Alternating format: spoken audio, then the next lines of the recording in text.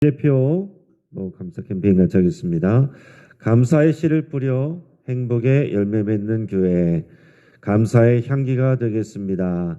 감사의 꽃을 피우겠습니다. 감사의 열매를 맺겠습니다. 아멘. 묵상 말씀 시편 128편 3절 세 번 같이 합니다. 내 집 안방에 있는 내 아내는 결실한 포도나무 같으며 내 식탁에 둘러앉은 자식들은 어린 감람나무 같으리로다. 내 집 안방에 있는 내 아내는 결실한 포도나무 같으며 내 식탁에 둘러앉은 자식들은 어린 감람나무 같으리로다. 내 집 안방에 있는 내 아내는 결실한 포도나무 같으며 내 식탁에 둘러앉은 자식들은 어린 감람나무 같으리로다. 아멘. 가족은 짐이 아니라 하나님 주신 선물입니다. 그 믿음으로 사랑하며 섬기기를 축복합니다. 오늘 하나님께서 우리에게 주시는 말씀은 마가복음 13장 28절에서 37절까지의 말씀입니다. 오늘 본문을 통해서 깨어있으라 라는 제목으로 말씀의 은혜를 같이 나누겠습니다. 이런 모든 것이 이제 적당한 긴장감이 있어야 됩니다. 우리 기타나 우리 바이올린 같은 현악기들도 보면 연주할 때 이런 적당한 긴장 상태에 그 줄이 돼 있을 때 아름다운 소리를 냅니다. 그 조율하는 것도 그 적당한 긴장 상태를 찾는 거예요. 너무 과도하게 조이면 끊어지거나 또 휘어질 수가 있습니다. 반대로 너무 느슨하게 놔두면 제대로 소리가 안 나게 됩니다. 만물의 이치가 그렇습니다. 우리의 몸도 적당한 긴장감이 필요해요. 우리 몸이 너무 항상 긴장 상태로 있으면 몸도 마음도 탈이 납니다. 또 반대로 너무 풀어주고 너무 쉬고만 있으면 우리 몸이 무기력해집니다. 우리 신앙생활도 마찬가지인데요. 신앙생활의 목표는 편안함이 아닙니다. 신앙생활을 편하게 하려고만 하면 신앙의 건강을 잃어버릴 수 있습니다. 오히려 의욕을 잃고 방향을 잃을 수 있어요. 반대로 너무 집착하면 그것도 또 잘못될 수 있습니다. 자, 예수님께서 마지막 때 일어날 징조에 대해서 말씀하시지만 오늘 보면 정확한 때는 알려주지 않으십니다. 이것도 마찬가지입니다. 정확하게 알려주시면 우리가 거기에 맞춰서 살아갈 텐데 또 우리가 언제 죽을지 정확하게 알면 우리가 거기에 맞춰서 인생의 스케줄을 세울 텐데 하나님은 그렇게 하시지 않는다라는 얘기입니다. 정확히 모르기 때문에 우리가 적절한 긴장감을 가지고서 살아가는 거예요. 너무 두려워하는 것 그것도 아니고 너무 우리가 늘어져 있는 것도 아니고 적절한 긴장감을 가지고 살아가는 것이 우리 건강한 신앙입니다.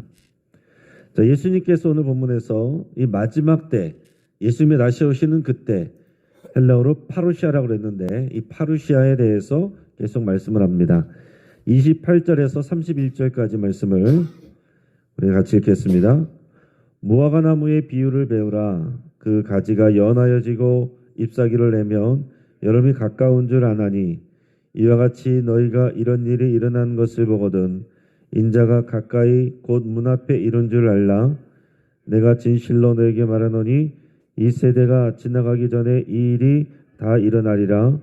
천지는 없어지겠으나 내 말은 없어지지 아니하리라. 아멘. 자, 예수님께서 제자들에게 이 무화과 나무의 비유를 배우라 그랬습니다.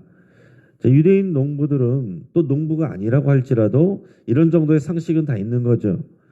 무화과 나무의 가지가 연하여지고 잎사귀를 내면 당연히 여름이 가까운 줄 압니다. 여기서 말하는 여름은 이 팔레스타인 땅에서의 추수기예요. 자, 우리는 개나리가 피면 봄이 왔나 보다.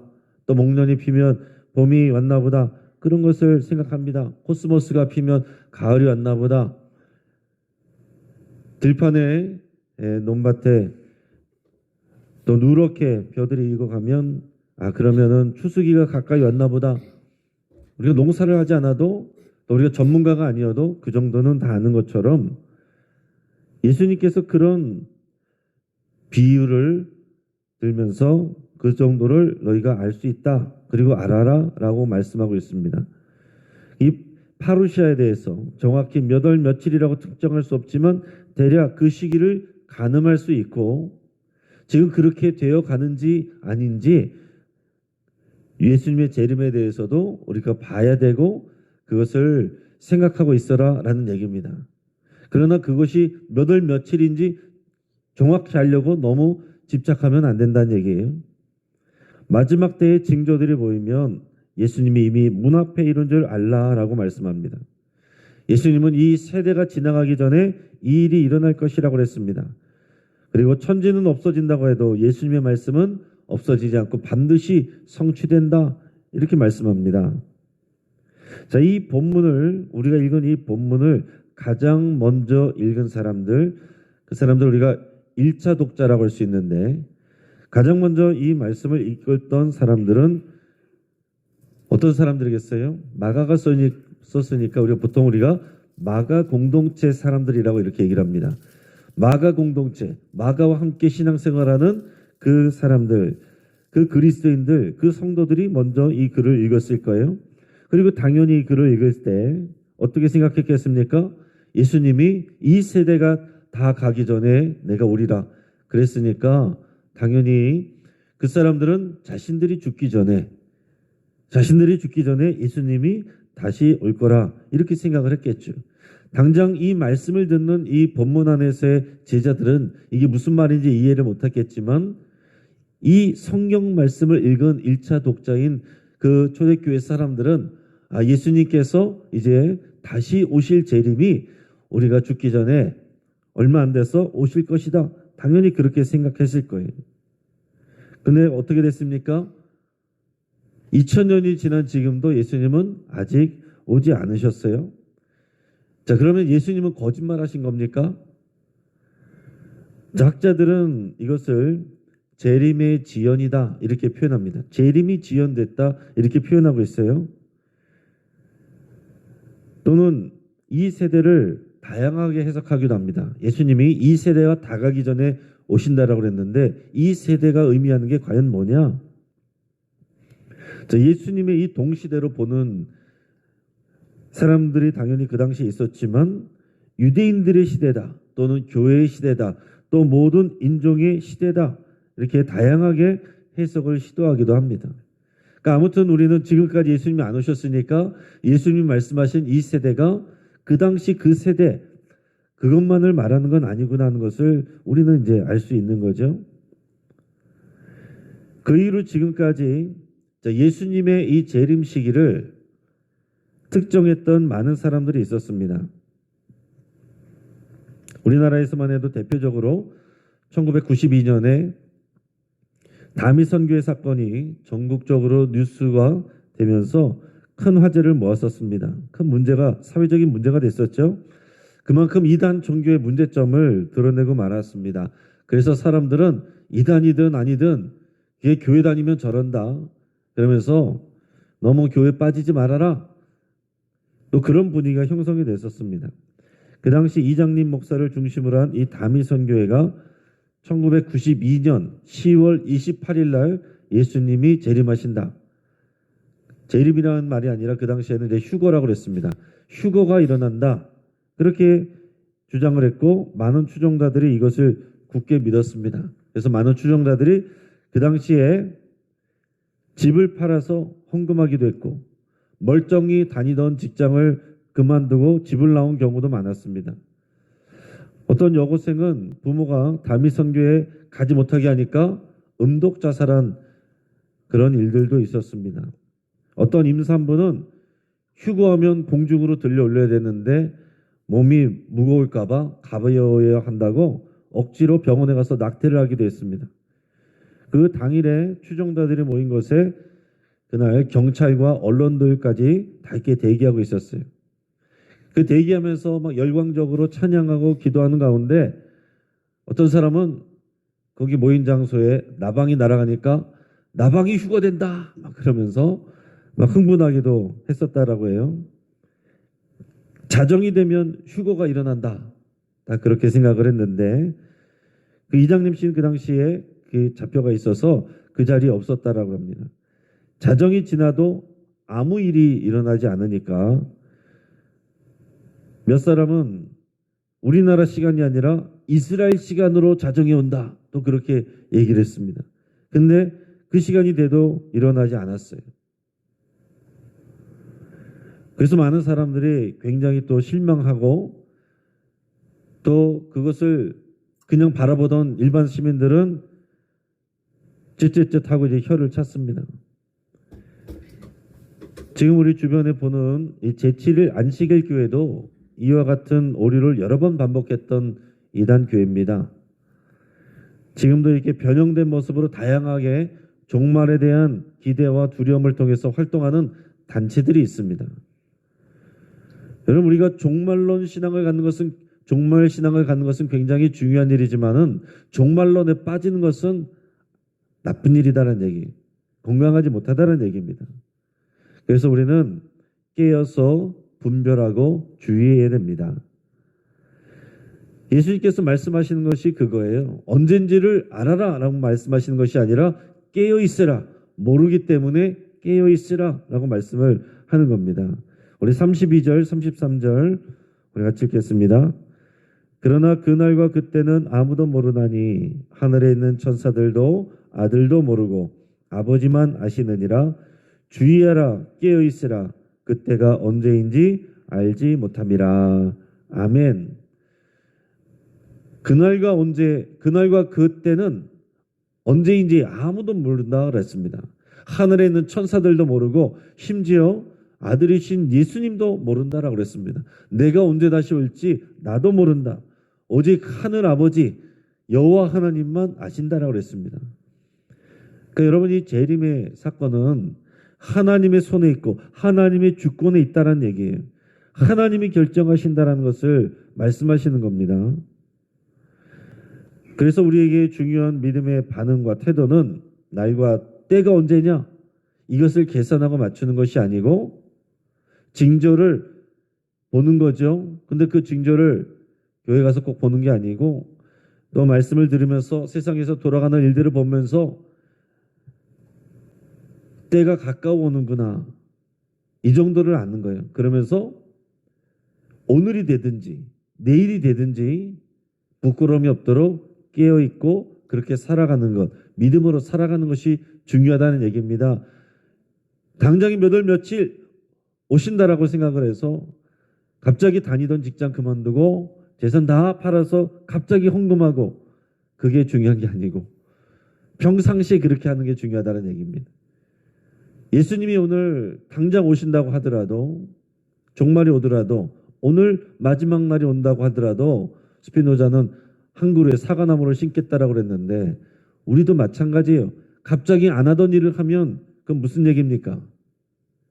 평상시에 가장 중요한 일을 안 하고 있었다는 얘기잖아요. 가장 중요한 일을, 가장 우리가 해야 될 그런 믿음의 일들을 오늘 하는 거예요. 오늘이 마지막 날이다 생각하고 매일매일 그렇게 하는 것입니다. 오늘 당장 주님 앞에 설지라도 부끄러움이 없도록 우리가 영적으로 깨어있는 것, 그게 중요하다는 얘기예요. 갑자기 어느 날 몇 월 며칠인지를 우리가 알아서 우리가 그 전까지 좀 여행도 많이 하고 실컷 놀다가 그때 맞춰가지고 딱 준비하고 기다리는 거, 그게 건강한 신앙이 아니다라는 얘기입니다. 언젠지 모르지만 늘 깨어서 나를 준비하고 신부가 신랑이 언제 올지를 모르기 때문에 항상 단장하고 준비하고 있는 것처럼 우리가 교회인 신부가 단장하고 깨어있는 그 믿음이 중요하다는 얘기죠. 그 언제인지 정확히 몰라도 우리는 상관이 없는 것입니다. 모르는 게 맞는 거예요. 그것을 예수님이 또한 비유로 이렇게 말씀하십니다. 34절에서 37절까지 같이 읽겠습니다. 가령 사람이 집을 떠나 타국으로 갈 때에 그 종들에게 권한을 주어 각각 사물을 맡기며 문지기에게 깨어있으라 명함과 같으니 그러므로 깨어있으라. 집주인이 언제 올는지 혹 저물 때 일는지 밤중일는지 닭올 때 일는지 새벽에 일는지 너희가 알지 못함이라. 그가 호련히 와서 너희가 자는 것을 보지 않도록 하라. 깨어있으라. 내가 너희에게 하는 이 말은 모든 사람에게 하는 말이니라 하시니라. 아멘. 자, 어느 주인이 집을 떠나서 타국으로 가게 됩니다. 예수님이 이런 비슷한 비유를 여러 번 하셨어요. 주인이 가면서 종들에게 권한을 주십니다. 각각의 사물을 맡겼어요. 우리 다른 비유를 보면은 마태복음에 보면은 달란트 비유를 하시죠. 달란트를 또 맡기고 가신다고 그랬습니다. 그리고 문지기에게는 깨어 있으라 그랬습니다. 자, 그러면 종들은 어떻게 됩니까? 주인이 언제 올지 모르기 때문에 언제 올까? 그거를 맞추려고 하는 게 아니라 언제 오시든지 상관없이 자신의 일에 최선을 다해야 됩니다. 내 일을 맡겨진 일을 감당하면 되는 거예요. 자, 문지기는 뭐 해야 됩니까? 졸지 않고 깨어 있어야 돼요. 물론 24시간 깨어 있을 수는 없겠죠, 문지기가. 그러나 문지기가 자신의 일을 할 때는 당연히 깨어 있어야 된다라는 얘기입니다. 주인이 언제 올지, 그날이 저물 때 올 수도 있고 밤중에 올 수도 있고 닭 올 때 올 수도 있고 새벽에 올 수도 있습니다. 자, 깨어 있지 않으면 어느 순간 주인이 와서 자고 있는 문지기를 책망할 수도 있어요. 자, 이 말씀을 하시면서 예수님은 거기 모이는 제자들만이 아니라 모든 사람에게 해당되는 말이다, 이렇게 말씀하셨습니다. 바로 우리들도 그러니까 여기에 해당되는 거예요. 우리도 제자이고 우리가 교회이고 우리가 주의 종이고 우리가 주의 문지기입니다. 우리가 잠들어 있으면 안 돼요. 나태해 있으면 안 됩니다. 긴장 풀고 있으면 안 돼요. 그렇다라고 도대체 언제야 하면서 과도하게 집착하는 것, 그거는 건강하지 않지만 우리는 영적으로 늘 깨어 있어야 되고 준비하고 있어야 된다는 얘기입니다. 그 자체가 중요하다는 얘기예요. 우리 주변에 또한 코로나를 지나면서 영적으로 잠들어 있는 사람들이 생겨나고 영적으로 무뎌진 사람들이 생겨나게 됐습니다. 물론 연약해져서 그런 분들도 있지만은 그냥 신앙이 나태해지고 주저앉은 분들도 있어요. 늘어진 사람들도 있습니다. 잠들어 버린 사람들도 있습니다. 자기 맡은 사물을 감당하지 않는 사람들도 있습니다. 그것에 대해서 예수님이 깨어 있으라. 너의 사물을 감당하라. 우리 마태복음에서 보면은 주인이 다시 오시면 결산한다라고 그랬습니다. 나에게 맡겨주신 그 사물을 각자 나에게 맡겨주신 달란트만큼 감당해서 결산하는 주인 앞에 내놓아야 된다는 얘기죠. 하나님께서 우리에게 생명을 주셨고 건강 주셨고 재능을 주셨고 우리에게 여러 가지들을 주셨습니다. 그게 다 하나님께서 주신 달란트들이에요. 그것을 땅에 묻는 것이 아니라 사용해야 됩니다. 저도 예전부터 이 말씀을 붙들고서 또 어떤 일이든지 기회가 주어지고 도전할 기회가 생기면은 또 어떤 요구가 오면 거절하는 일이 거의 없습니다. 항상 그것이 주님이 부르십니다 생각을 하고서 내가 할 줄 몰라도 배워가면서 하고 너 나 혼자 있는 것 같으면 하나님께서 사람 붙여주실 것을 믿으며 하고 주님이 오실 때까지 맡겨주신 일들을 그냥 하면 되는 겁니다. 나는 할 줄 모르지만 나를 사용하시고 부르시는 하나님이 나를 통해서 하실 줄 믿습니다. 그러면서 하는 거예요. 우리가 할 수 있을 때 하는 것이고 여러분 새벽 기도에도 올 수 있을 때 오는 거예요. 아무 때나 올 수 있는 게 아닙니다. 여러분이 여기에 오실 수 있는 것 하나님이 건강 주셨고 생명 주셨고 믿음 주셨기 때문에 성령님께서 인도하셨고 부르셨기 때문에 여러분께서 그것을 듣고 순종하셨기 때문에 이 자리에 오신 겁니다. 이 깨어있는 이 자리 너무나도 귀한 거예요. 우리가 주의 음성 앞에 깨어있고 말씀 듣고 이 하루를 살아가는 것 매일매일 깨어있는 그 믿음의 순종입니다. 자, 말씀을 정리합니다. 예수님은 정확한 재림의 때를 아무도 알 수 없다. 오직 여호와 하나님만 아신다라고 했습니다. 그 때를 정하는 것은 하나님의 주권이에요. 그렇기 때문에 재림이 늦다, 빠르다 이렇게 말할 권리가 우리에게는 없는 것입니다. 우리는 주의 종들이고 문지기들입니다. 주인이 언제 올지 모르기 때문에 안일하게 있어서는 안 돼요. 물론 우리가 주님의 안식을 누려야 될 때는 누려야 되죠. 그러나 우리가 해야 될 일들을 해야 될 때 우리가 해야 됩니다.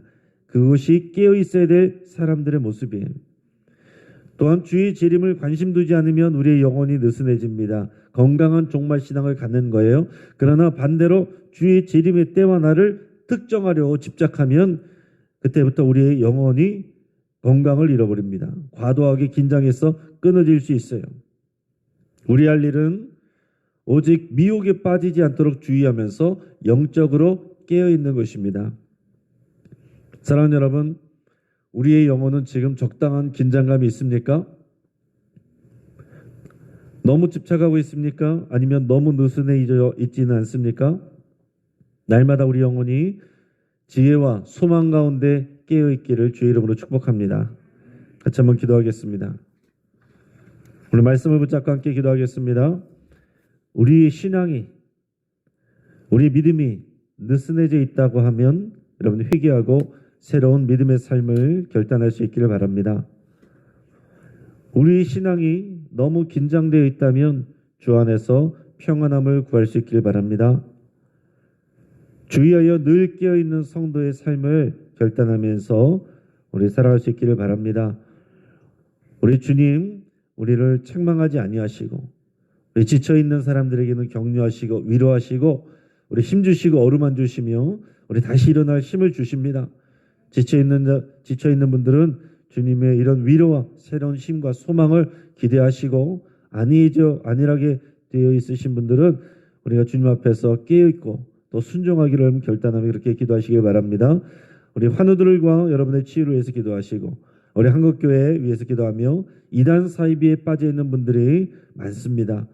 속히 제자리로 돌아올 수 있기를 위해서 기도하고 또 느슨해져 있는 교회 성도들 많이 있습니다. 새롭게 깨어나기를 위해서 함께 기도하기를 바랍니다. 우리가 각 가정과 교회와 일터에 우리가 영적인 문지기이고 파수꾼임을 믿고 잘 감당하여 깨어있기를 위해서 함께 기도하겠습니다. 이 시간 주여 한번 부르짖고 합심해서 함께 기도합니다.